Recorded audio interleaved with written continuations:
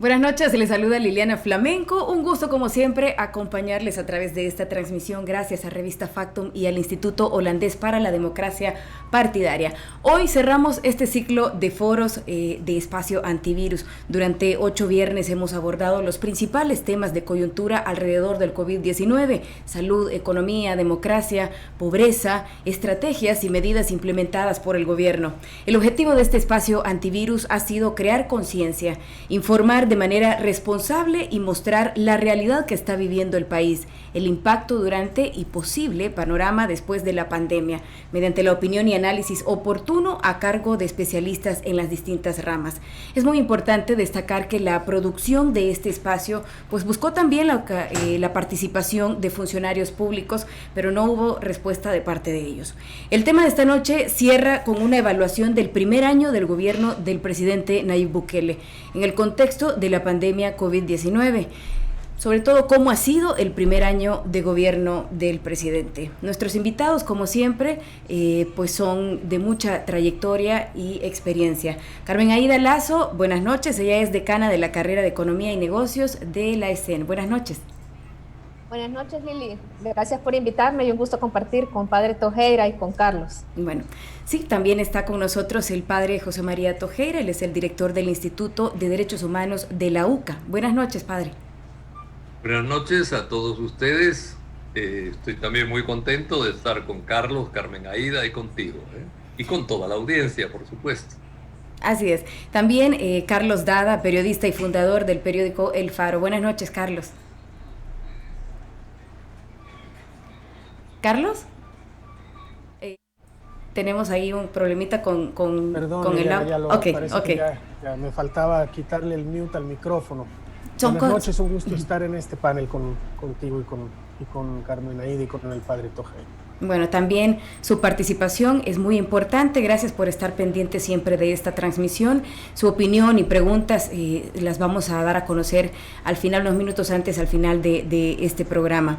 Este es el sexto gobierno tras la firma de los acuerdos de paz, un proceso que buscaba sentar las bases y eventualmente consolidar la democracia. Tras ganar la elección, el ahora presidente Bukele dijo que su gobierno marcaba el fin de la posguerra. ¿Qué tanto se avanzó antes y qué tanto se ha avanzado este año en ese objetivo de alcanzar la democracia en El Salvador? Padre Tojeira, comenzamos con usted.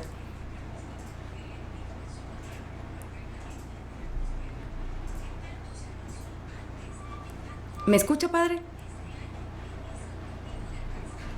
En mute. Yo creo que el micrófono, padre, lo tiene... Sí. Okay. No. Es que creí que le preguntabas a Carlos, no a mí. Pero, no, perdón. Pero estaba yo tranquilo ahí. Ok, bueno, comenzamos con usted. Bueno, me preguntas si me parece real eso de que es el inicio de la posguerra real. Así es. Algo así. ¿Y qué tanto se avanzó, qué tanto se ha avanzado también? Mira, yo creo que en el final de la guerra se ha avanzado en crear una institucionalidad democrática y ahí tendría algo de sentido lo que dice el presidente, puesto que da la impresión que quiere cambiar la institucionalidad democrática. Entonces sería algo nuevo, un fin de la posguerra, porque se ha trabajado en una dirección, no digo que perfectamente, porque sí tiene muchas lagunas la democracia que hemos ido conformando, pero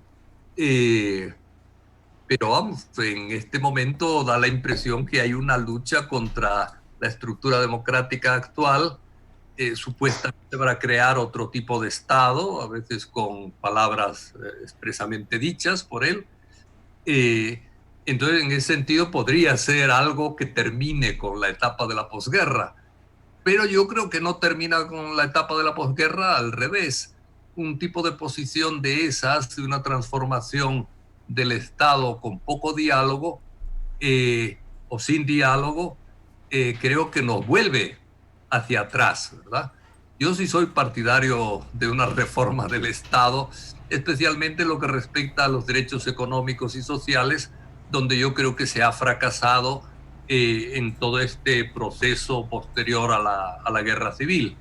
En la institucionalidad pues hay debilidades, pero sí ha habido avances que yo creo que son innegables.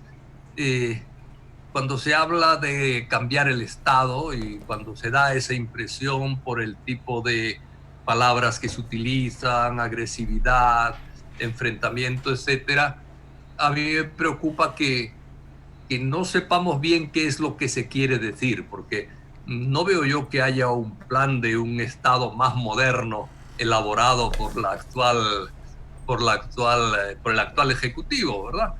Entonces, en ese sentido, para mí es un tiempo del liderazgo débil, en el sentido que a pesar de que tiene mucho apoyo popular y todo esto, pero es muy débil porque no hay una claridad de ideas de hacia dónde se quiere ir realmente. O a lo mejor se quiere ir a otro lugar distinto de la institucionalidad democrática.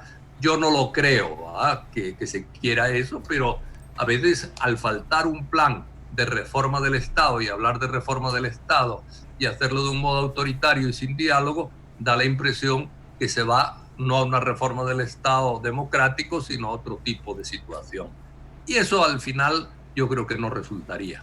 Además, por eso no creo que cuando hablan de que quiere convertirse en dictador, yo no creo. Lo que pasa es que creo que no entiende bien lo que es la estructura de un Estado democrático, ¿verdad? Es decir, que no lo entiende bien y que piensa en unas ideas de liderazgo que no son las más indicadas en un Estado social y democrático de derecho. Bien. Carmen Aída, ¿le parece que la militarización a la Asamblea Legislativa es lo más relevante de este primer año del presidente Bukele, o de esos hechos relevantes que pues han ocurrido durante este primer año?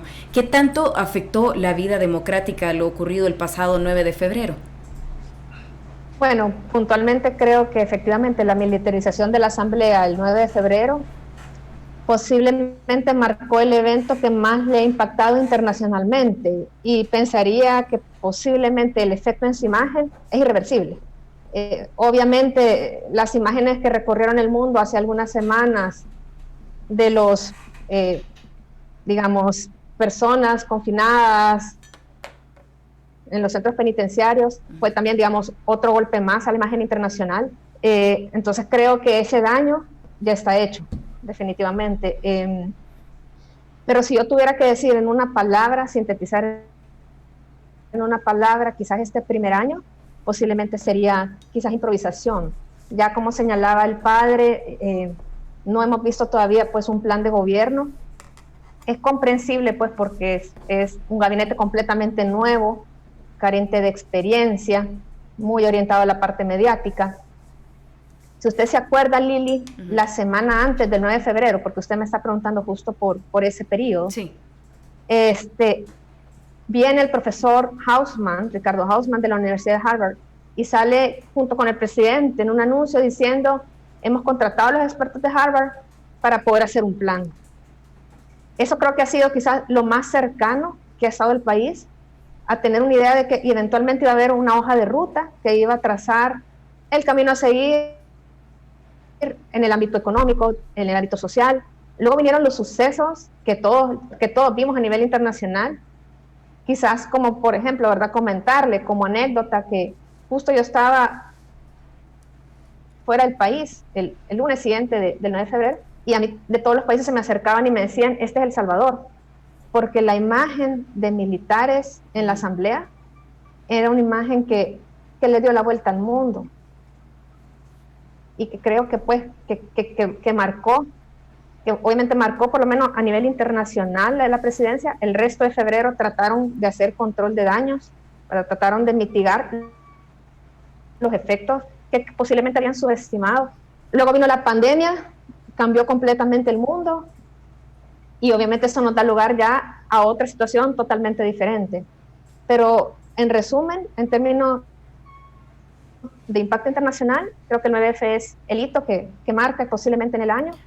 A nivel interno, si yo dijera que marca, más que un hito, es una constante, y es posiblemente la ausencia de planificación, ¿verdad? Creo que hay una notoria rechazo, no sé si rechazo, pero resistencia a cierto conocimiento técnico, mucha política pública, pero basada un poco en cuál va a ser el rédito mediático, y percibimos pues mucha improvisación. No quiero quitarle mérito, que también obviamente ha habido aciertos y podemos conversar también de los aciertos, pero digamos, esa sería mi respuesta específicamente a la pregunta que usted me hacía, Lili. Y llama la atención lo que usted está mencionando de este impacto a nivel internacional que ha tenido, la improvisación también que se ha, con lo que se ha desarrollado este gobierno también. Ahora bien, ¿qué costo tiene a nivel internacional este impacto? ¿Cómo se traduce esto, Carmen Aída? Bueno, para darle un dato así concreto, el riesgo país de El Salvador hoy, actualmente, es sustancialmente mayor, es casi el doble que el promedio del riesgo país de Centroamérica. Y el riesgo país es una métrica concreta que mide, si hoy El Salvador, por ejemplo, quisiera salir a colocar bonos con la necesidad de recursos que se tiene, posiblemente no los podría colocar al menos del 11%. No le digo, digamos, que eso es todo. Lo que le estoy tratando de sintetizar es el efecto que puede tener la percepción externa que puede haber sobre la situación política en El Salvador, pues en los mercados y en la opinión internacional. Entonces, digamos, creo que todavía, bueno, si se hace un esfuerzo, creo que se puede mitigar el daño. Estamos con una presidencia sumamente popular, eso todos lo reconocemos, ¿verdad? Pero si definitivamente se quiere mitigar el daño que ya se hizo a nivel internacional y buscamos que eventualmente, por ejemplo, El Salvador vuelva a ser colocado como un posible destino de inversiones una vez pase esta pandemia, se tiene que trabajar mucho, Lili, por mitigar ese daño que se ha hecho, porque ahorita, y digamos, y no es como que lo digamos internamente, obviamente esto ha recorrido desde The Economist, Bloomberg, Washington Post, los periódicos internacionales han puesto El Salvador en la palestra por estas razones, ¿verdad? Indudablemente eso creo que reduce las posibilidades de ver el país como un posible destino de inversión en una eventual recuperación de la economía. Desde el punto de vista, estoy ahorita hablando obviamente como economista, ¿verdad? Okay. Pero obviamente sí creo que todavía se puede mitigar el daño. Okay. Carlos, los efectos que tuvo el 9 de febrero, ese día pues hubo militares en el Salón Azul, algo no visto en la posguerra. Durante esta pandemia, además, pues hemos visto militares haciéndose cargo de cercos sanitarios, y esto pues lo mencionamos por lo ocurrido en el Puerto de la Libertad. ¿Qué supone para el país ver a los militares nuevamente en primera línea? Es decir, las Fuerzas Armadas, es siempre la que está al frente en cualquier acción de este gobierno, no importa si es seguridad, salud pública, crisis de agua o una negociación de préstamos. ¿Debe preocuparnos el poder que se está dando a esta institución? Gracias, Liliana. Primero quiero hacer una aclaración técnica, digamos. No solo nunca se había visto en la posguerra, nunca se vio tampoco en la guerra y nunca se vio tampoco antes de la guerra. Nadie se había atrevido a meter soldados armados al Salón Azul de la Asamblea Legislativa, ni siquiera en los tiempos de los gobiernos militares. Mi padre, que era diputado opositor en los años 60 en los regímenes militares, dice que cuando los querían esperar, los esperaban afuera, que ni siquiera ellos tuvieron el descaro de meter soldados armados al Salón Azul. Dicho esto, tu pregunta es muy pertinente porque hay que dimensionar lo que esto significa. Podrá parecer una aventura del presidente, pero en realidad lo que está haciendo es violentar directamente uno de los dos principales fundamentos de nuestros acuerdos de paz. Y de hecho violentó los dos el mismo día. ¿Cuáles son estos dos fundamentos? El primero, que no hubo ni siquiera lugar a discusión durante la ronda de los acuerdos de paz, es que para terminar la guerra era necesario que el país entero se comprometiera a separar al ejército de nuestra vida política. Esto es un pilar casi sagrado de nuestra democracia. El ejército nunca más puede ser parte de la vida política de nuestro país. Esa es nuestra garantía para poder hacer política libremente. El otro pilar surgido a partir de los acuerdos de paz es que como los acuerdos fueron firmados por las partes que hicieron la guerra, ¿verdad? Para garantizar su convivencia en la arena política, para garantizar la convivencia de dos partes que se habían estado matando, era necesario que se comprometieran también a dirimir sus diferencias en las instituciones del Estado, en las instituciones políticas de la República. Ese mismo día Nayib Bukele violentó esos dos principios, que afortunadamente su aventura fue detenida por la sociedad civil y por la comunidad internacional. Pero el presidente entró, usurpó la silla del presidente de la Asamblea, y no me voy a meter en materia religiosa, que eso le corresponde más al padre Chema, pero después tuvo vía express un diálogo con Dios que también nos ayudó a detenerlo en su aventura. Pero sí, a partir de...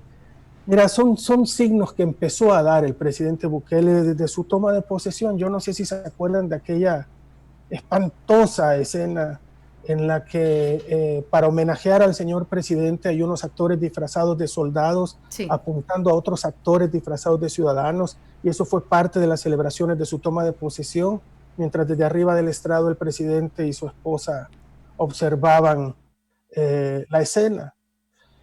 A partir de ese día y con todo el despliegue y los honores militares, ya arrojaba los primeros síntomas de lo que pretendía hacer, y esa también ha sido una constancia durante su primer año de gobierno. En el cerco, y yo le llamo el cerco militar al Puerto de la Libertad, porque al presidente le molestó que hubiera gente en las calles, ese cerco militar fue utilizar al ejército nuevamente para medidas sanitarias en las que no hubo médicos en las calles de la Libertad. Metió tanques en la carretera. Es decir, la utilización del ejército, y esta pandemia lo único que ha hecho es poner más de relieve todo eso, porque en esta pandemia hemos visto más militares que personal sanitario, y yo creo que esto ha sido parte de lo que ya comentaba Carmen Aida, de, digamos, la disminución de puntos del presidente a los ojos de la comunidad internacional. Yo creo que el 9 de febrero, digamos, es como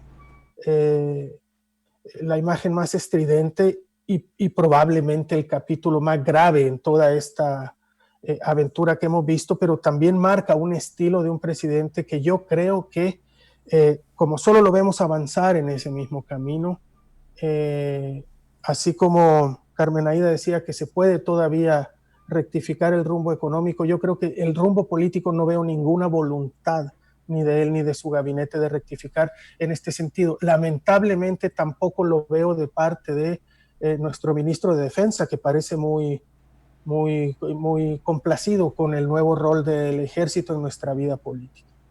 Bien. Y ya que estamos hablando pues de este tema de que tiene que ver con la democracia, con la militarización, hacemos entonces o aprovechamos también para dar paso a este segundo bloque que vamos a hablar sobre seguridad y también el tema de derechos humanos. Y vamos a quedarnos contigo, Carlos, ya que estamos hablando sobre esto. Un hecho innegable pues es la reducción de homicidios durante este primer año de la gestión.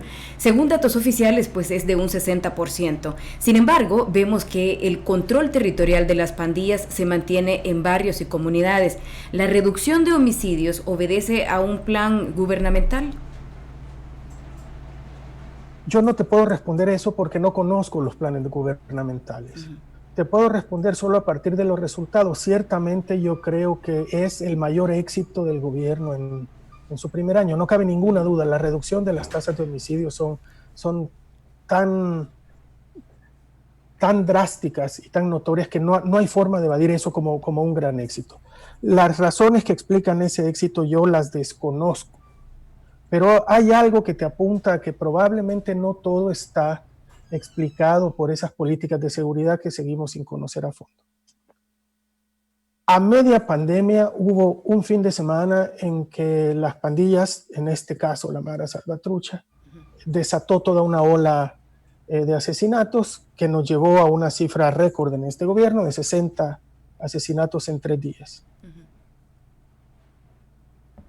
por como hemos visto actuar a las pandillas, sobre todo a partir del gobierno de Mauricio Funes y de la tregua, las pandillas mandan mensajes políticos a través de su carta de negociación, que es la cantidad de muertes que son capaces de evitar o de llevar a cabo. Ese fin de semana las pandillas mandaron un mensaje cuyos motivos yo sigo desconociendo, pero lo que dijeron básicamente es: la reducción de las cifras de homicidios no se debe al gobierno, se debe a nosotros, las pandillas, porque así como somos capaces de disminuirlas, somos capaces de elevarlas cuando nos dé la gana. 60 homicidios en un fin de semana. Este pareció haber sido el mensaje. Ahí me voy a quedar porque yo es que tengo apenas elementos para ir armando un rompecabezas, que no tengo todas las piezas, justamente por otro de los problemas de este gobierno, que es la falta de transparencia y de rendición de cuentas. No conocemos en realidad qué hay debajo. Ok, de acuerdo. Padre Tojera, los aplausos a la reducción en las cifras de homicidios pues son recibidos por el Ejecutivo como un cheque en blanco para cometer violaciones a los derechos humanos en nombre de la efectividad, como lo hemos visto pues durante esta cuarentena en los centros de contención o en las detenciones arbitrarias también, incluso para invisibilizar los crímenes de odio contra la población LGBTQI o la violencia contra las pandemias.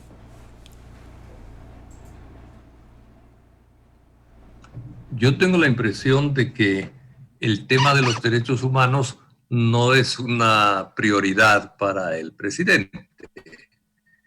Todos los niveles, ¿verdad? Él a veces ha insistido más en los derechos económicos y sociales, al menos de palabra. No le ha preocupado para nada los derechos civiles y políticos. En el caso de... Bueno, lo hemos visto en bastantes cosas. Por ejemplo, los centros de contención, para mí, aparte de lo que se hizo en las prisiones, pero los centros de contención han sido unos centros donde el tema de derechos humanos ha significado muy poco y donde ha habido violaciones graves de los derechos humanos en personas totalmente inocentes de la vida civil, etcétera, ¿verdad? En el otro campo, en el campo de la delincuencia, es evidente que los crímenes más graves y más grandes los suelen cometer aquí las pandillas generalmente, ¿verdad? Pero yo creo que un gobierno no puede tratar de responder con argumentos de facto parecidos a los de las pandillas, ¿verdad? Esa respuesta exhibiendo de un modo degradante a los presos, ese sistema de encerrarlos ni un rayo de sol, etcétera. Creo que esas 7 centros penales, el encerrarlos totalmente, mezclar unas pandillas con otras para ver si se hacen daño unos a otros, etcétera. Todo eso yo creo que es un modo de responder de alguien que no tiene mayor interés en el tema de derechos humanos, al menos con algunos sectores de la población, sectores más vulnerables, sectores de relativamente poco peso en la conciencia de la gente, sectores que ya de por sí están, como diríamos, fichados por la conciencia ciudadana. En El Salvador el autoritarismo no es un monopolio del señor presidente, es decir, las conductas autoritarias han sido endémicas en El Salvador, ¿verdad? Y yo creo que parte de la popularidad, y por qué no baja la popularidad durante este tiempo de pandemia, es porque a mucha gente le gusta el autoritarismo del presidente. Es decir, yo creo que eso es real y no hay que llamarse engaño, ¿verdad? Pero lo que se hace con los presos abona también ese sentido de son ratas, que alguna gente dice, merecen el exterminio, etcétera, etcétera. No se tiene en cuenta que son personas, y son personas que aunque son victimarios, muchos de ellos han sido víctimas también de violencia familiar, de la violencia de la pobreza, de la violencia de la marginación, etcétera, ¿verdad? Yo creo que la solución nunca va por el lado de la fuerza bruta y de la mano dura, aunque guste a alguna gente eso, ¿verdad? O a un buen número de personas les guste eso. Pero a la larga es que el Estado se ponga al mismo nivel, o a un nivel parecido, si no es al mismo, ¿verdad? Pero a un nivel parecido al de las pandillas, uno saca la conclusión de que si se ponen al mismo nivel no se soluciona el problema de la violencia, porque lo que se hace es perpetuar una cultura. Con los presos, hoy salían las noticias que hay 100 y algo presos contagiados con la COVID, pero que se calcula que hay 1000 más que son posibles contagiados. Claro, 1000 más contagiados es una barbaridad. Es decir, hay gente ahí que tendrá que salir en determinado momento, no se sabe si son contagiados de esos que no tienen síntomas, no hay tampoco unas medidas de prevención, de curación. Las enfermerías de los centros penales realmente son lo peor de lo peor del sistema público de salud.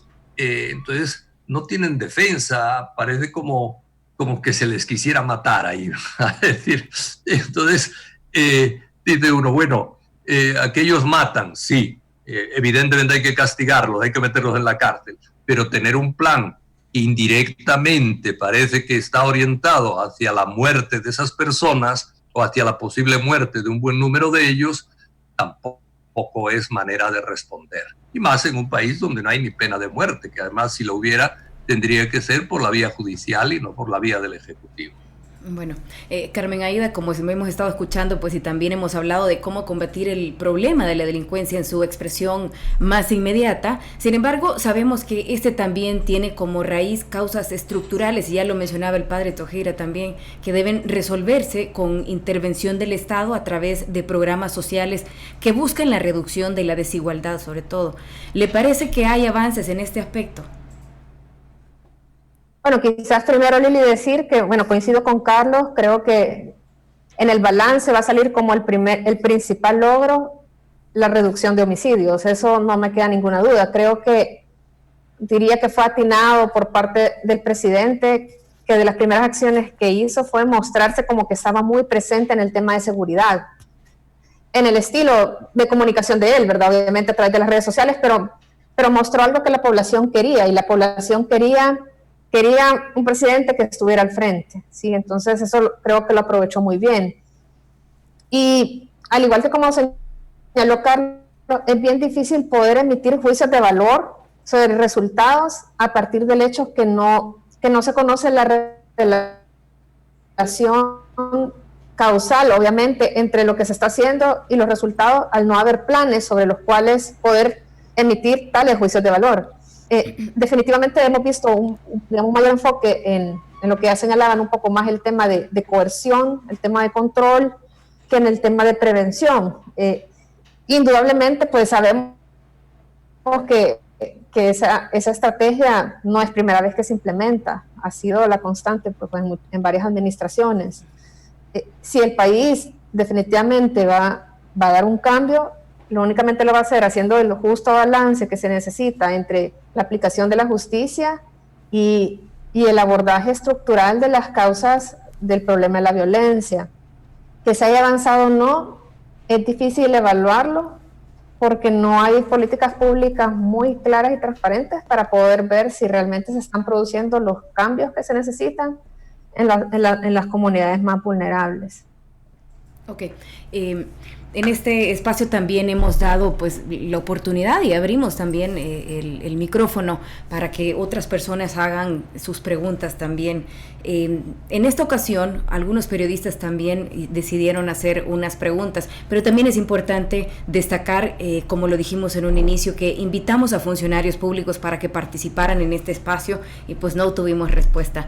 Vamos a presentarles las preguntas que hicieron estos periodistas, presentarlos: Beatriz Benítez, de revista Gato Encerrado; Saúl Hernández, director ejecutivo de Canal 33; y Ricardo Avelar, periodista y editor de El Diario de Hoy. Gerson Nájera, si nos ayudas con estas preguntas.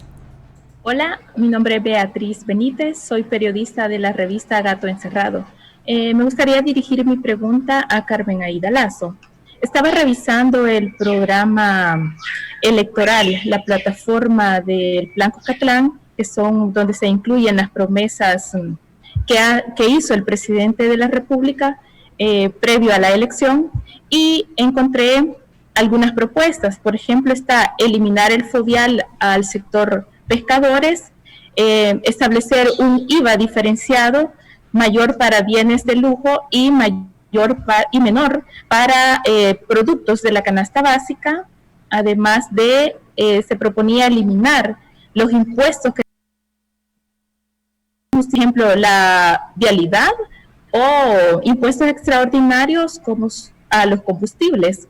Me gustaría conocer si, en su opinión, esto es viable, si es factible aplicarlos en estos 4 años que le quedan, o no, ¿verdad? Teniendo en cuenta la situación económica en la que va a quedar el país después de esta emergencia. Gracias.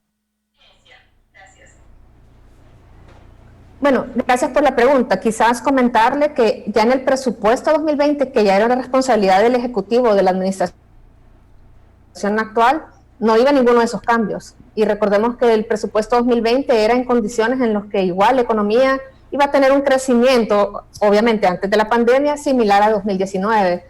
Lo primero que yo hice cuando mandaron el presupuesto, la propuesta de presupuesto a la Asamblea, fue justamente revisar si habían habido ya cambios en los impuestos acordes con las propuestas que se habían hecho, que también se hicieron del CES, pero realmente no hubo cambios.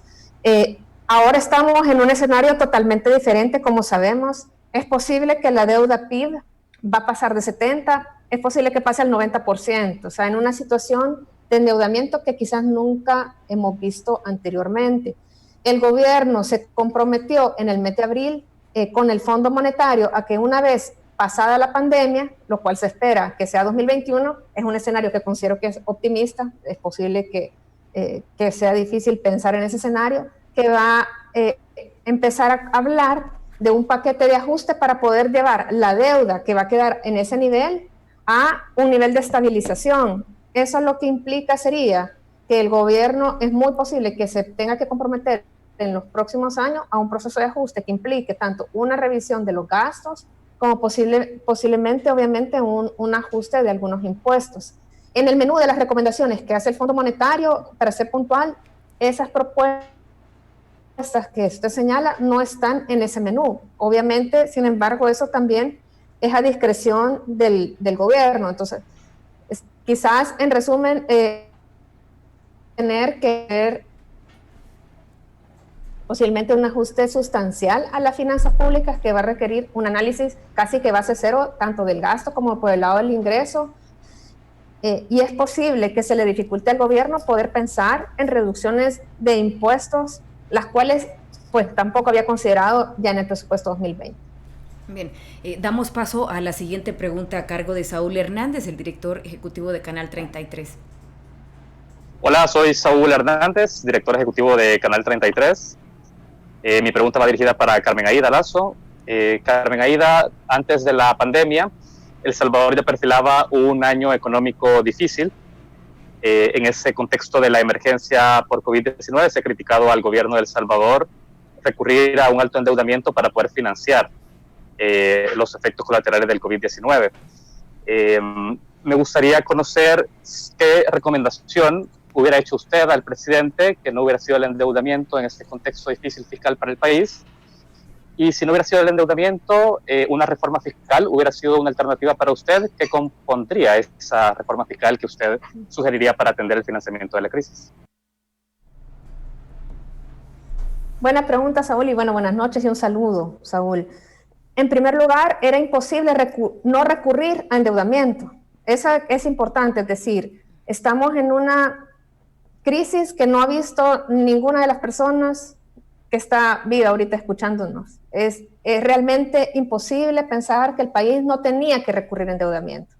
Todos los países lo están haciendo, aunque en diferente grado. Quizás que es lo que yo pienso que se podría haber hecho diferente. Creo, en primer lugar, que el gobierno tendría que haber mandado un mensaje de que estaba haciendo una priorización del gasto, porque realmente todavía hay espacio para mostrar que realmente el gobierno se puede enfocar en las verdaderas prioridades de la pandemia. En ese sentido, anuncios en la eliminación de ciertas partidas o reducción de partidas que en este momento no son importantes, cuando el país tiene que incrementar sustancialmente el gasto de salud y el gasto para atender a las familias más vulnerables, creo que hubiese sido un esfuerzo bien importante. Creo que todavía estamos a tiempo de verlo, es decir, medidas por el gasto. Medidas del tema fiscal en un momento en el que están cayendo, pero cayendo en forma de I, ¿verdad? O sea, están cayendo notablemente los impuestos del país, que básicamente es IVA y renta, que dependen del nivel de actividad económica. Es difícil pensarlo. Es posible que obviamente una vez superada la pandemia, definitivamente lo que esperaríamos sería un verdadero llamado a la unidad para poder hacer un verdadero pacto fiscal, dado cómo van a quedar las finanzas públicas. ¿Qué otra cosa se podría haber hecho diferente? Hacer todos los esfuerzos para mandar mensajes a la comunidad internacional de estabilidad que permitieran que el país, en momentos donde más lo necesita, saliera a conseguir recursos en condiciones favorables. Pero si en estos momentos el país proyecta de lo que ya hablamos, condiciones complejas, las pocas oportunidades que tienen de financiamiento se le pueden reducir. En este momento, casi que el único financiamiento que le queda disponible al país es con los organismos multilaterales, que son las que nos pueden, digamos, prestar a baja tasa de interés, y está bastante limitado. Es posible que vamos a tener que ver ajustes del gasto en la medida que estamos viendo una caída de ingresos realmente muy fuerte y que la vamos a ver en estos meses que vienen posiblemente mayor. Y si el gobierno no es capaz de conseguir el financiamiento en las condiciones favorables, quizás ni va a ser posible tal financiamiento, sino que va a tener que ser necesario un ajuste forzoso por el lado del gasto. De acuerdo. Esta última pregunta a cargo de Ricardo Avelar, periodista y editor de política del Diario de Hoy, va dirigida tanto para Carlos como para el padre Tojeira. Padre, comenzamos con usted, vamos a escuchar la pregunta. Hola, soy Ricardo Avelar de la sección política del Diario de Hoy. Mi pregunta es para el padre Tojeira y para Carlos Dada. Parte del garbo que ha tenido el presidente Bukele en este primer año es su cercanía con la administración Trump y el gobierno de Estados Unidos. Sin embargo, un documento reciente, si bien certifica que El Salvador puede seguir recibiendo cooperación, hace duras críticas a las actitudes democráticas pobres del presidente Bukele y al trato que ha tenido con la prensa que es independiente y crítica a su gestión.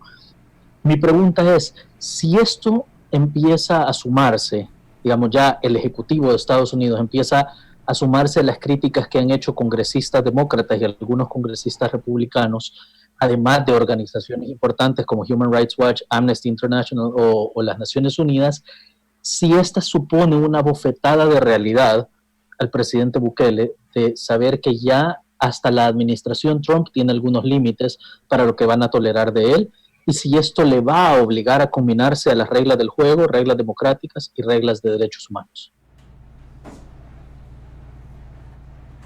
Padre, comenzábamos con usted.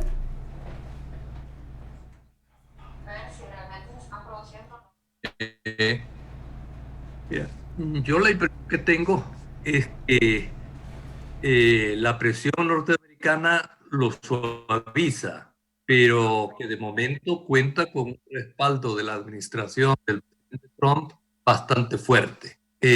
Lo que quieren los americanos es suavizarlo, sobre todo la administración, ¿verdad?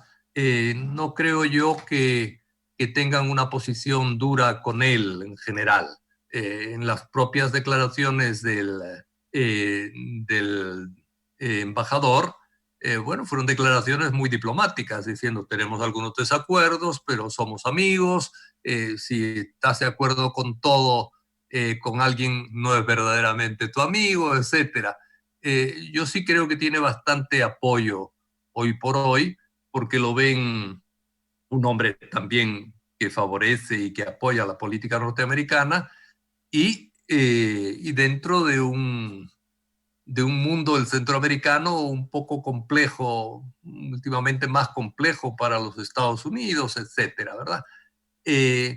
Entonces, no veo yo que tenga demasiado peligro, pero sí van a tratar de moderarlo porque realmente a veces no hay moderación, ¿verdad? En algunas actitudes, en algunos posicionamientos políticos, etcétera, ¿verdad? Entonces, lo van a moderar, creo yo, pero no va a cambiar. Creo que Estados Unidos no está trabajando en un cambio de tono radical o fuerte, creo yo. Otras instituciones sí están en una posición más encontrada con el presidente, pero la impresión que da es que esas otras instituciones, incluso la ONU, etcétera, no le importan tanto a él. Y vamos, yo creo que no le importa mucho por el discurso que dio en la ONU también, que fue un discurso con mucho desparpajo y con muy poco interés en caer bien o mal, solo por crear un show mediático, ¿verdad? Es decir, yo creo que la ONU no es un campo de preferencia política, digamos, en el presidente Bukele, ¿verdad? Que él se centra mucho más en el tema norteamericano y en el control migratorio, que es una de las claves de la política exterior norteamericana con respecto a Centroamérica, la recepción de los deportados, en fin, todo este tipo de... secunda muy bien todo ese tipo de política norteamericana. Bueno. Entonces no creo que tenga... si hubiera un cambio en Estados Unidos, porque hay unas elecciones ahora en noviembre, sí pudiera haber una presión mayor norteamericana, ¿no? Porque dentro del Congreso el grupo demócrata conoce bastante, hay congresistas que conocen muy bien El Salvador y que tienen mucho peso dentro del partido, de manera que sí podrían incidir y presionarlo más para que cambie de actitudes, ¿verdad? O de actos, digamos. Bueno.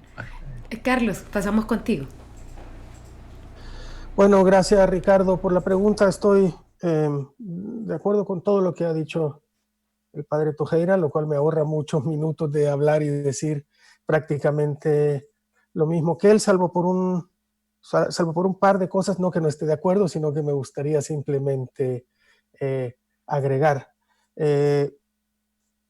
Primero que Estados Unidos no es una sola entidad como solemos verla, ¿no? Es decir, ejerce su influencia desde distintas instituciones del Estado norteamericano. El Congreso hoy, como bien decía el padre, con más dominio demócrata, ha venido durante casi todo el año del presidente Bukele advirtiendo sobre los peligros y las violaciones a los derechos humanos y sobre todo los ataques a la democracia y a la institucionalidad del Estado. No así la administración Trump. El silencio de este embajador después del 9 de febrero, sus ridículas, y lo digo así porque no tengo otra manera de llamarle, cuando está la comunidad internacional advirtiendo sobre violaciones de derechos humanos por la foto de los pandilleros, el embajador de Estados Unidos lo que hace es tuitear salmos, ¿no? Adhiriéndose a esta manipulación de la religión que hace este mismo gobierno. Bueno, será el estilo de este embajador y es el embajador de la administración Trump, o sea, no actúa por cuenta propia, aunque ciertamente El Salvador no estará hoy entre las prioridades de la agenda política de la administración Trump.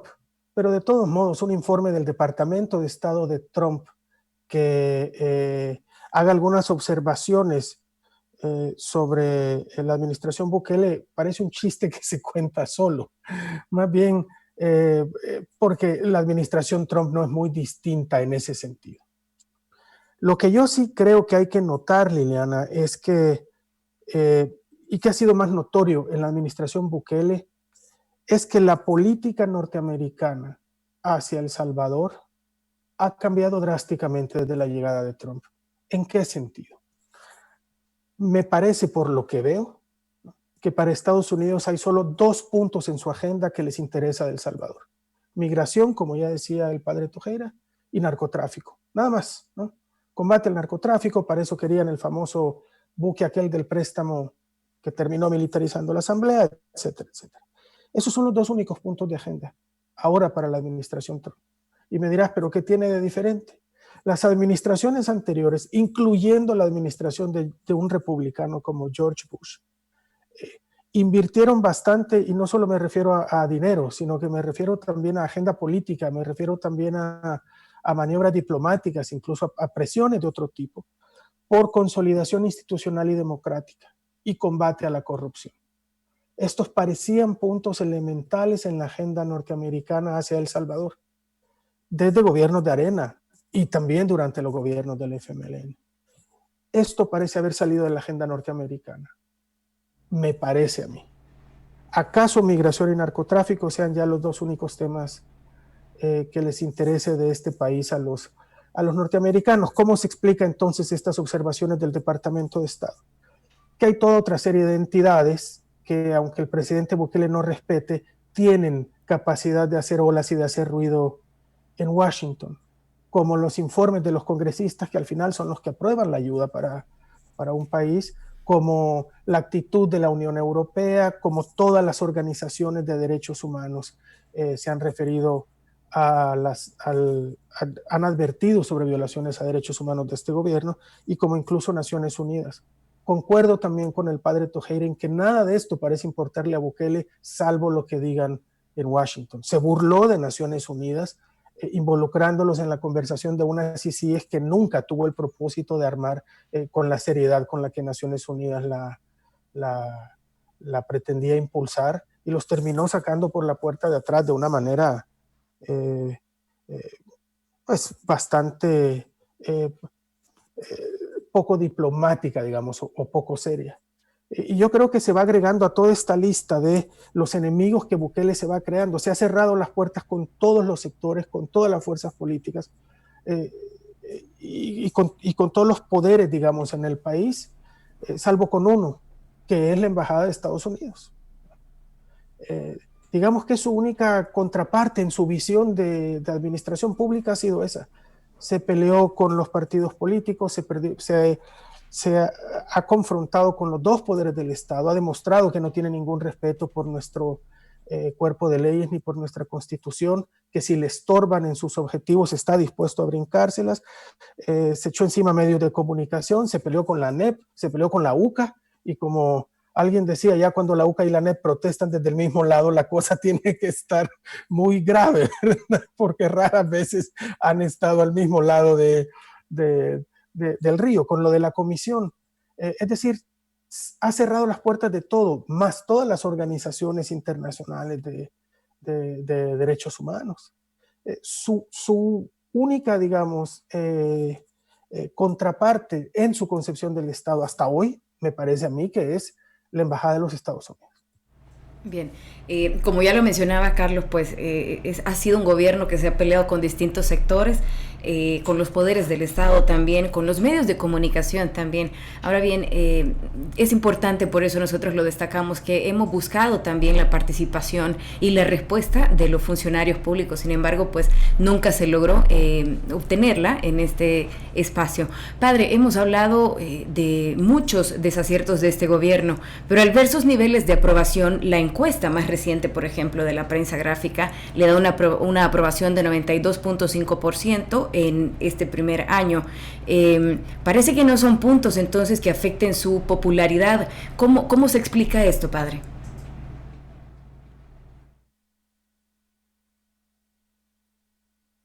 Padre Tojeira, tal vez si pone ahí su micrófono. A mí me preguntabas sí, eso. Sí, sí, padre, sí. Mira, las encuestas de popularidad en estos tiempos difíciles generalmente no son encuestas de las más confiables, creo yo. ¿Por qué? Es decir, porque en tiempos difíciles la gente se aferra más al que está dirigiendo la respuesta a los tiempos difíciles. Y si lo ven, como hablábamos antes, decidido, interventor, con un estilo mediático agradable para mucha gente, duro, con ese carácter autoritario que da la impresión de que puede manejar la situación, etc. Pues la gente dice, sí, estoy más o menos contenta o estoy algo contenta, ¿va? Porque suman el número de gente que aprueba y que aprueba algo y sale el 93%. Yo creo que eso es relativamente normal. Me acuerdo del gobierno del presidente Flores, que después del terremoto subió enormemente en popularidad también. ¿Por qué? Porque basta con salir, con decir que vamos a hacer esto, vamos a hacer lo otro, responder bien o mal. Es decir, sabemos que se quedó con dinero de Taiwán, ¿verdad? Pero eso se supo hasta después. Pero la presencia, ¿verdad?, en el momento del terremoto hace que suba inmediatamente la popularidad. En el largo plazo vamos a ver qué pasa, ¿verdad? Es decir, eso por un lado, que mide la popularidad, no mide la voluntad electoral. Ahí no hay que confundirse. Yo a veces veo que el presidente habla como que si hubiera sido una encuesta que dijera ¿a quién votaría usted si las elecciones fueran mañana, ¿verdad? Yo creo que no es equivalente, ¿verdad? Una cosa es qué aprobación le da a la actividad frente a la pandemia y otra cosa es voluntad política de respaldar a una persona o a sus ideas políticas, etc. Entonces, hay ahí un factor que considero relativamente normal digamos, con la acumulación del prestigio que tenía y la popularidad previa que tenía, pues es normal que incluso haya crecido en este tiempo de epidemia, dada la tendencia a respaldar a las presidencias después de estos fenómenos, ¿verdad? De acuerdo. Carmen Aída, un gobierno que goza de popularidad y que mantiene una política de eterno conflicto, como ya se está mencionando, pues no enfrenta una oposición fuerte también. Incluso podría empezar pues por preguntarnos si existe oposición política para el presidente Bukele. Sí, usted lo dijo bien, Lili. Es un gobierno popular, un gobierno que además gana las elecciones y deja el sistema de partidos políticos pues en el estado en el que está actualmente, que no dialoga, que le cuesta mucho realmente tener un mensaje también como ecuánime, realmente con mucha conflictividad, y que se respalda en la popularidad, y como señalaba Carlos, y en el respaldo de Estados Unidos como sus dos pilares de apoyo.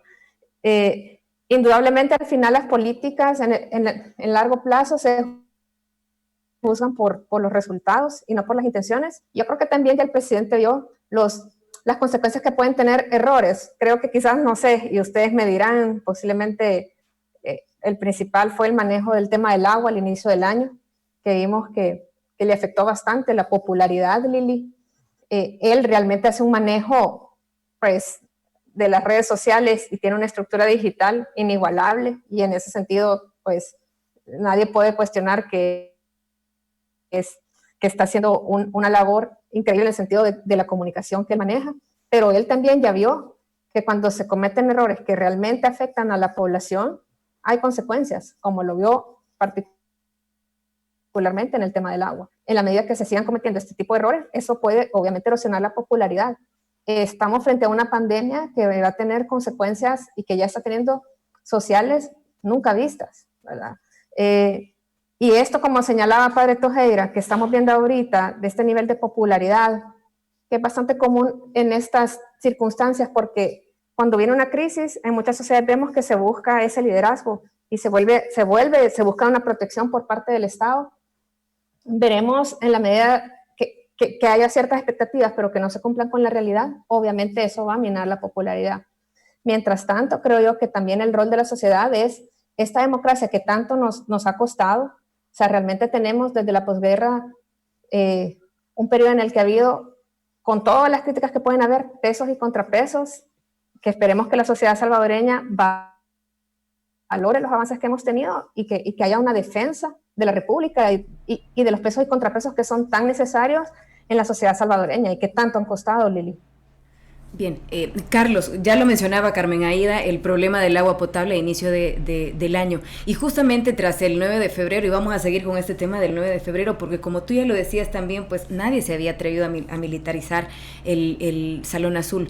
El Faro publicó una pieza que explicaba que la toma militar de la Asamblea Legislativa pues fue una respuesta que al parecer se salió de control ante la crisis por falta y contaminación del agua. El reportaje decía algo muy importante, y es que este gobierno entiende la gestión pública como un eterno conflicto. Ahora yo te pregunto, ¿es sostenible para los próximos años esta confrontación y cómo le puede afectar esto al país? Yo te repregunto, ¿sostenible para qué, Lili? Lo que quiero decir es esto, vaya, después de cómo hemos ido resumiendo la presidencia de Nayib Bukele, creo yo con muy pocos halagos para él. Hemos ido hablando de esa presidencia, pero al final tiene 92,5% de aprobación. A mí me parece que es un gobierno que no solo es populista, sino que a diferencia de los gobiernos, otros gobiernos populistas en América Latina, este es además muy popular. Me parece que lo que mejor funciona para sus intereses, no para los del país, es su aparato de propaganda, su discurso de todo el que esté contra mí es enemigo del pueblo porque yo soy el pueblo, o como en aquella ominosa frase que dijo en el discurso de toma de posesión, nada se interpondrá entre Dios y su pueblo, pero el intermediario soy yo, Nayib Bukele, ¿verdad? Y ese discurso que es bastante, digamos, asistido por la falta de liderazgos en este país no hay líderes en la oposición política, no hay credibilidad, y por tanto al presidente le ha bastado ese discurso de ellos son los que no me dejan trabajar para justificar su ineptitud en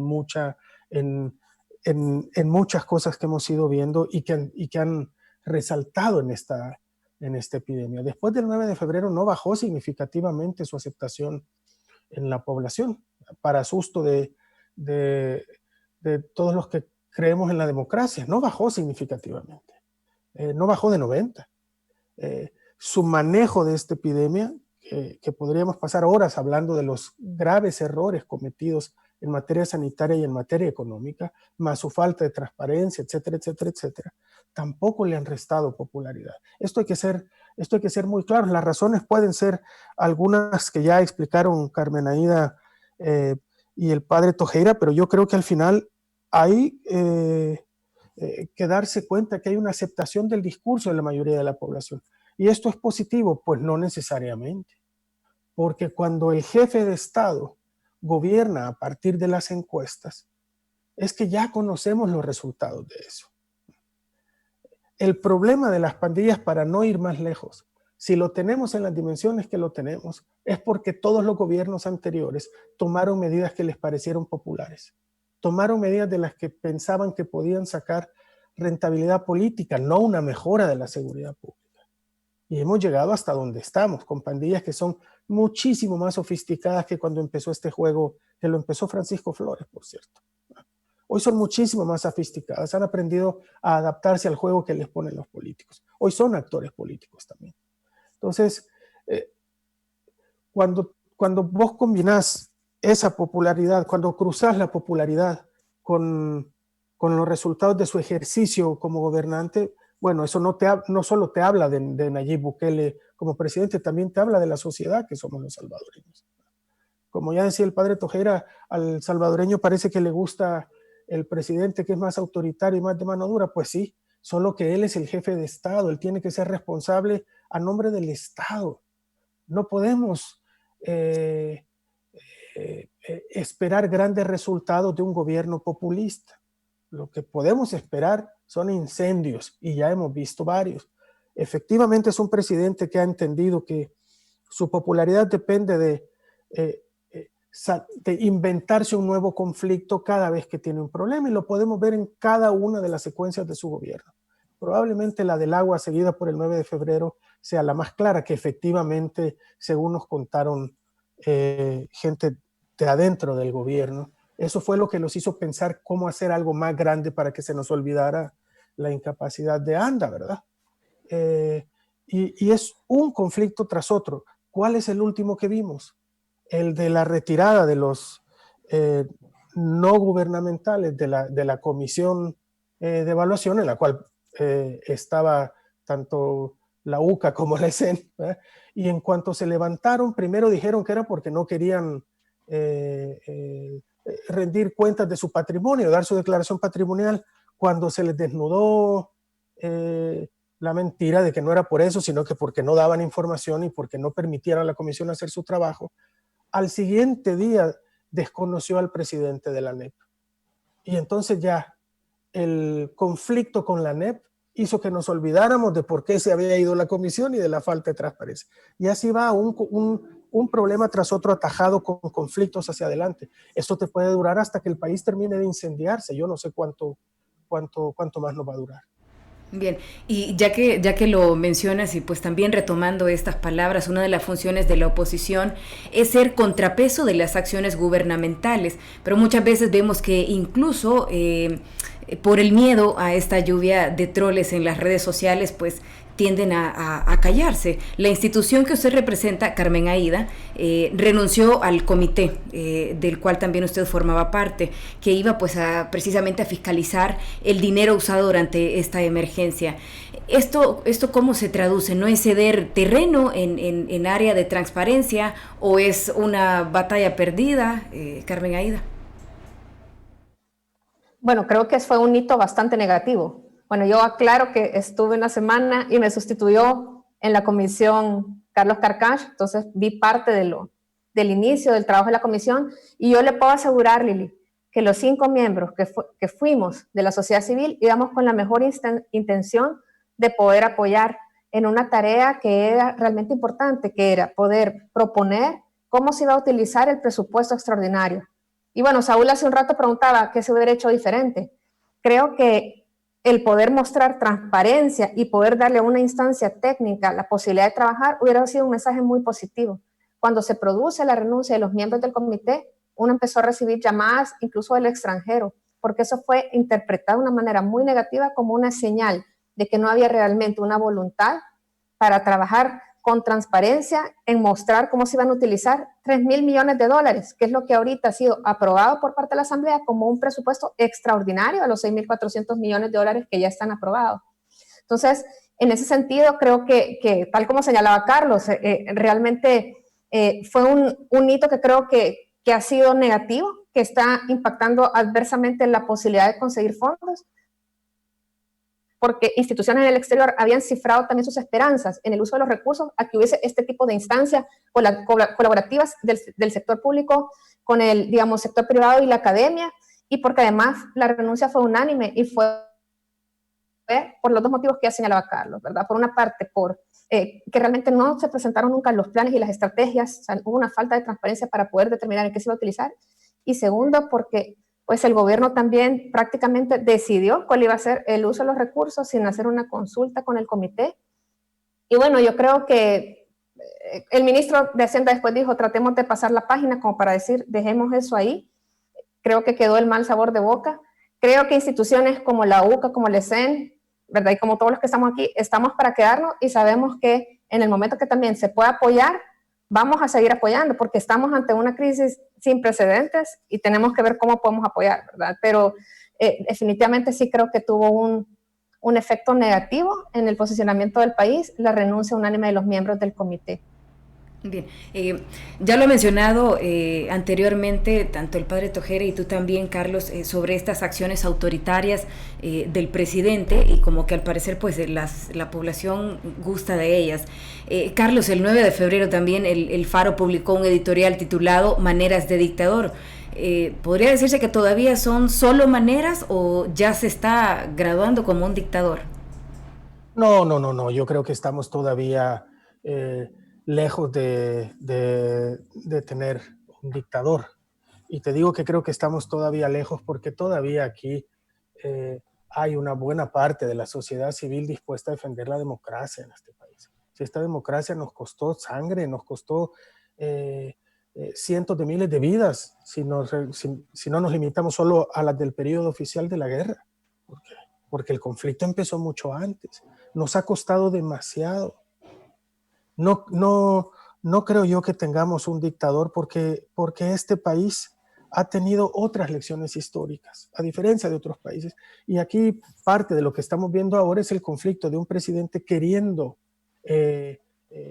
tomar control de absolutamente todo, y algunas instituciones y algunas organizaciones de la sociedad civil diciendo: momento, esto no se puede hacer, no importa qué tan nobles sean sus objetivos, esto no. Entonces yo no creo que tengamos un dictador. Creo que tenemos alguien que le encantaría ser un dictador, que tiene un talante autoritario. Me gustaría creer que es más por ignorancia histórica que por una deliberada, digamos, un deliberado irrespeto a nuestra propia historia, pero no es un dictador. No es un dictador, y más allá de las distintas ideologías, de los distintos pensamientos políticos, hay justamente una institucionalidad que hay que cuidar, la cura para todos los males que acusa el presidente, algunos de los cuales coincido con él, pero la cura está justamente en la consolidación institucional, en limpiar el sistema de justicia, en darle a la población un sistema de justicia más creíble, en darle a la población mecanismos de defensa contra los abusos de autoridad, en darle a la gente también mejores opciones políticas, y eso quiere decir políticos más competentes y sistemas de contraloría, sobre todo, muchos más fuertes y muchos más enérgicos y mucho más legítimos.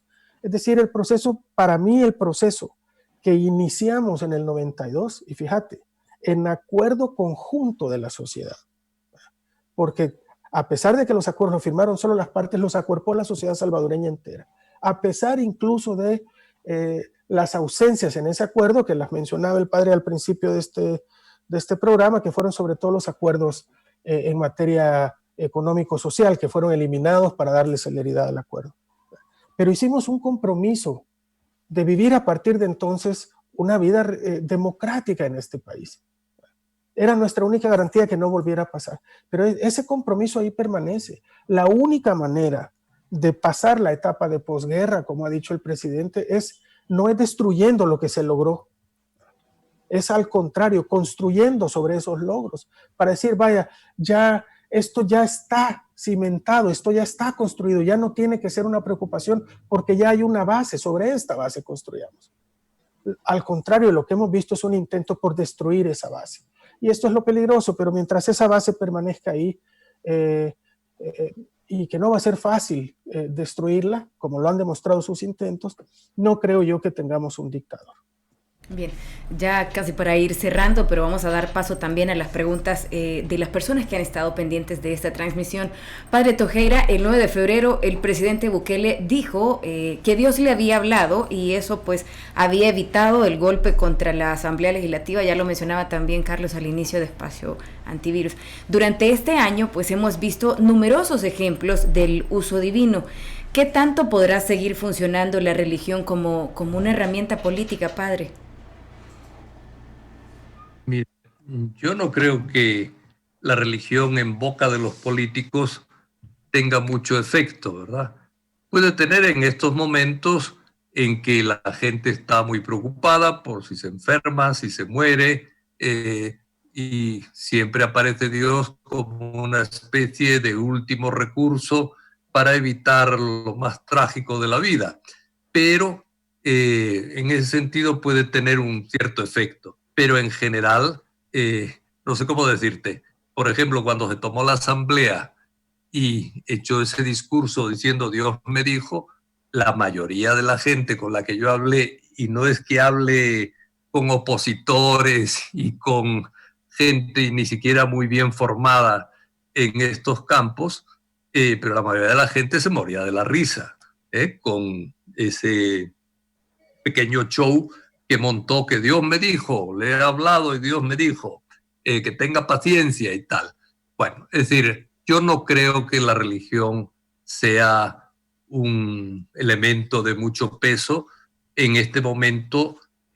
Pues sí, el repetir que Dios nos ayude, etcétera, es una frase como muy hecha y que suena y que la gente, dentro del miedo que tiene, pues es normal que le guste, ¿eh?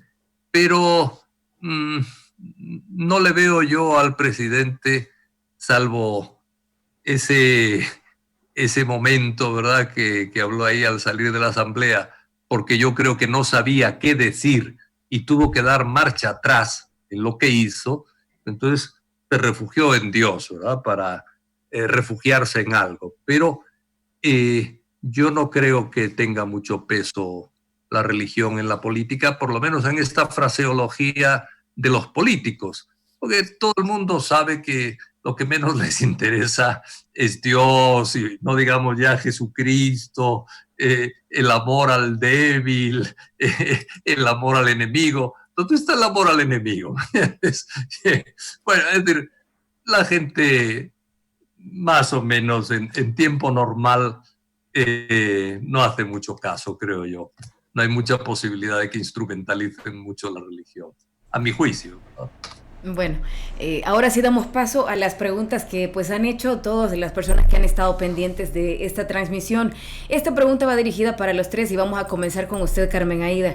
Carlos Juárez pregunta, ¿cuáles consideran ustedes que son los 3 logros más importantes del presidente Bukele? Ponerse al frente en el tema de seguridad, es decir, la presencia en el tema de seguridad. Yo creo que la decisión de cerrar a tiempo por el tema de cuarentena ha sido una decisión también bastante elogiada, y yo diría que en tercer lugar, particularmente a mí me gustó ver en el presupuesto 2020 que había un incremento en el tema de salud.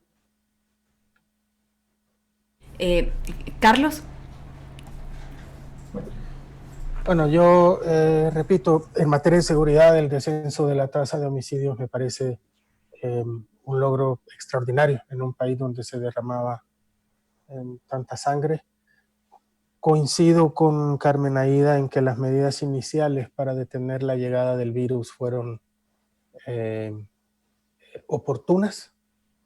Lástima que no fueron acompañadas de protocolos de sanidad ni de protocolos económicos, pero esa es otra cosa. Las medidas fueron oportunas. Ahí me quedo. Ok, padre. Y yo la que veo más importante en la práctica ha sido la de la cuarentena, que la anunció bastante rápido y con bastante energía. Eso fue importante para empezar, ¿no? Después vinieron otros problemas distintos. En un primer momento, a mí me gustó también que quitara el nombre de Monterrosa de la Brigada de San Miguel, ¿verdad? Pero después, con la cercanía tan fuerte con el ejército, pues le quité casi importancia a eso, ¿no? Pero sí me había parecido al principio que tenía una dimensión un poco prometedora en ese campo de la justicia y la solidaridad con las víctimas, etcétera. Había prometido vetar la ley de reconciliación si no hacían caso a las víctimas, pero después, con tanto veto y con tanta cercanía a los militares, esos elementos que a mí me parecían prometedores al menos, pues se me fueron cayendo un poco, ¿no? Bien, tenemos otra pregunta, tal vez si nuestro director César Faguaga nos ayuda con esta otra pregunta. Buenas noches. Yolanda Baquerano pregunta, creo que hace falta una mayor fuerza por parte de la ciudadanía que no está de acuerdo con muchas de las acciones del presidente Bukele. La pregunta es, ¿cómo ven ustedes que se pueda fortalecer el papel de esta parte de la ciudadanía? Puede contestarla, bueno, quien guste contestar esta pregunta. Cualquiera de los tres. ¿Carlos o Carmen Aída, el padre? Carlos, a ver, empiece Carlos. Le vamos a dar chance. Yo creo que lo primero, a ver, mira, hace no mucho le hice una entrevista a Rodolfo González, ex magistrado de la Sala de lo Constitucional, a raíz de que el presidente Bukele dijo que desconocía las sentencias de la Sala porque solo pretendían matar salvadoreños. y que además que eran solo 5 magistrados de la sala, eran solo 5 personas, que ante eso todos los salvadoreños pesaban más. Y Rodolfo González decía, es que efectivamente son solo 5 personas. La sala de lo constitucional, si no está acuerpada su legitimidad por la sociedad salvadoreña, no es más que la opinión de 5 personas en realidad. Es decir, acuerpada no porque estemos de acuerdo o no con la resolución, sino porque estamos todos comprometidos con esa institucionalidad.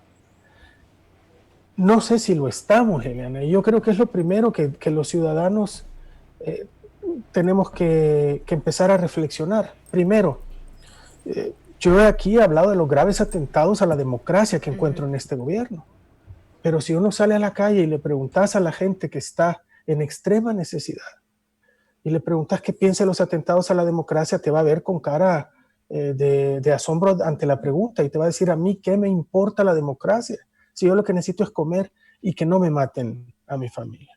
En otras palabras, la democracia hasta hoy no le ha demostrado a la mayoría de la población su utilidad para mejorar sus vidas. Y yo creo que esa es la primera reflexión que hay que hacer. Y 2, la democracia no funciona sin una ciudadanía crítica.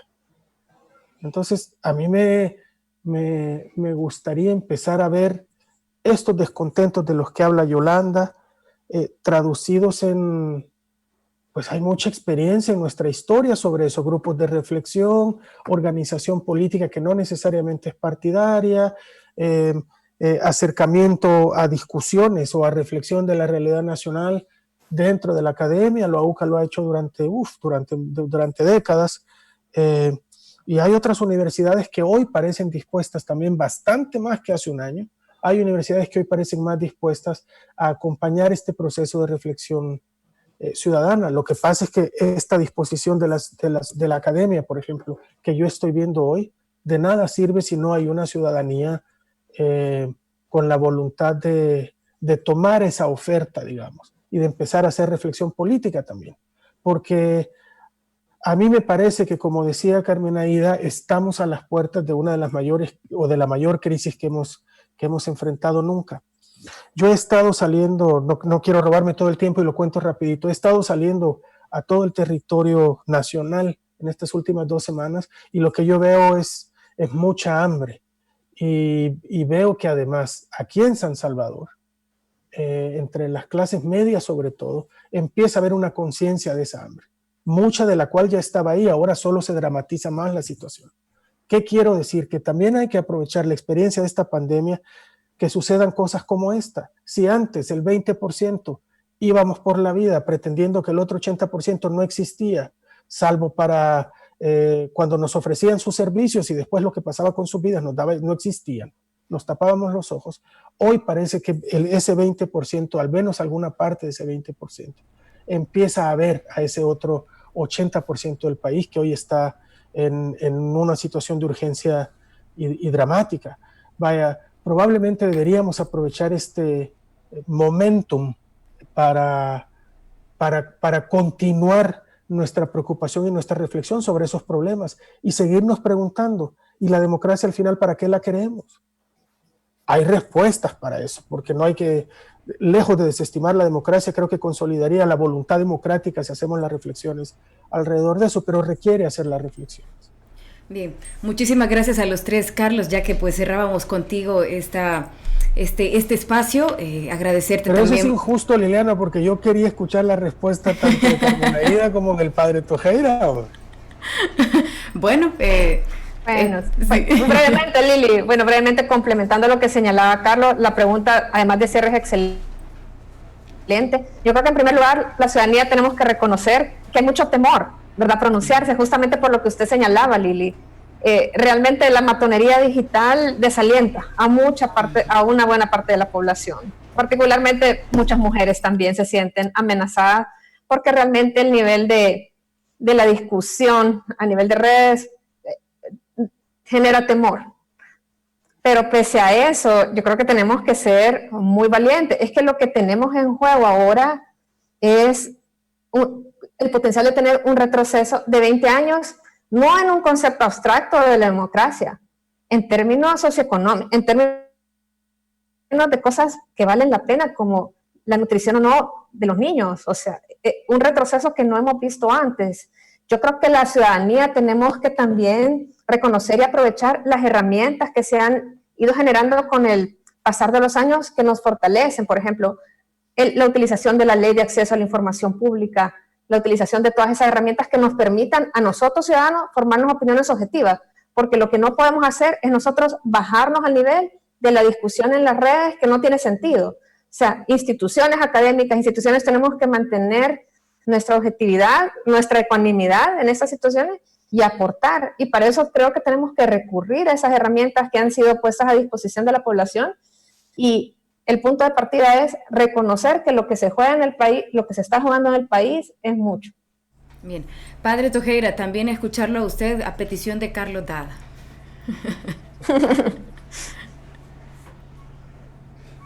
¿Padre? Tal vez si activamos ahí. Lo que echo un poco de menos es como la construcción de agendas de país, ¿verdad? Que la sociedad civil podría trabajarlas, porque uno piensa o acaba viendo que los políticos están un poco a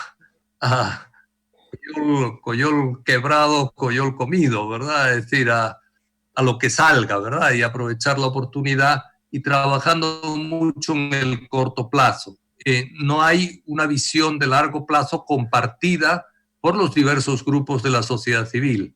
En ese sentido, yo creo que es muy importante que los diversos sectores de la sociedad civil, porque hay mucho sector también en la sociedad civil, tengan como agendas claras y tengan la voluntad de compartir puntos de contacto y puntos de avance. Mientras eso no se dé, yo no espero mucho de los políticos, porque no hay ningún grupo político en el que uno pueda pensar, es decir, ni FMLN, ni Arena, ni mucho menos los otros, ¿verdad? Más pequeños, no tienen claridad de qué quieren para este país en el futuro de mediano plazo, ¿verdad? Y un montón de problemas que cada vez van a ser más grandes. El problema de las pensiones, el problema del agua, el problema del medio ambiente, el problema de la pobreza que está ahí y que nos alegramos solo con que baje de vez en cuando el 1% del número de pobres, aunque aumente el número de vulnerables, ¿verdad? Bueno, es decir, no hay como claridad en hacia dónde queremos ir. Y yo creo que hay gente que tiene ideas, pero ni siquiera dentro de los que piensan parecido se discuten y se llegan a agendas concretas que después se puedan presentar y no digo impulsar unilateralmente. Yo creo que en El Salvador hay suficiente capacidad para debatir con gente muy distinta. Aquí enseguida se llega a la calificación, ¿verdad? De izquierdas y derechas. Yo creo que hay un liberalismo social que hay en algunos sectores del mundo liberal, hay otros que son neoliberales, ¿verdad?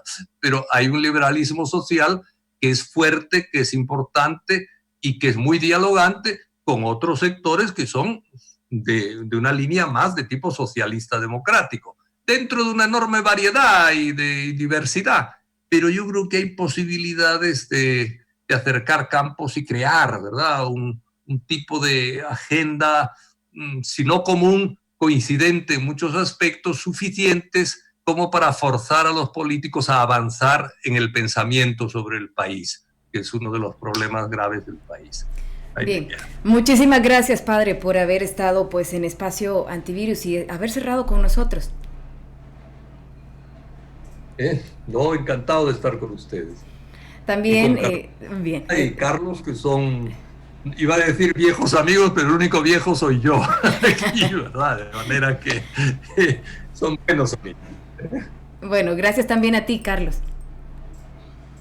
Gracias a ustedes, para mí es un placer conversar contigo, Liliana, y con Carmen Aida, y por supuesto con el padre Chema y con todos los lectores de Revista Factum, o con todos los ahora videolectores de Revista Factum. Carmen Aida, también un gusto pues que haya estado en Espacio Antivirus.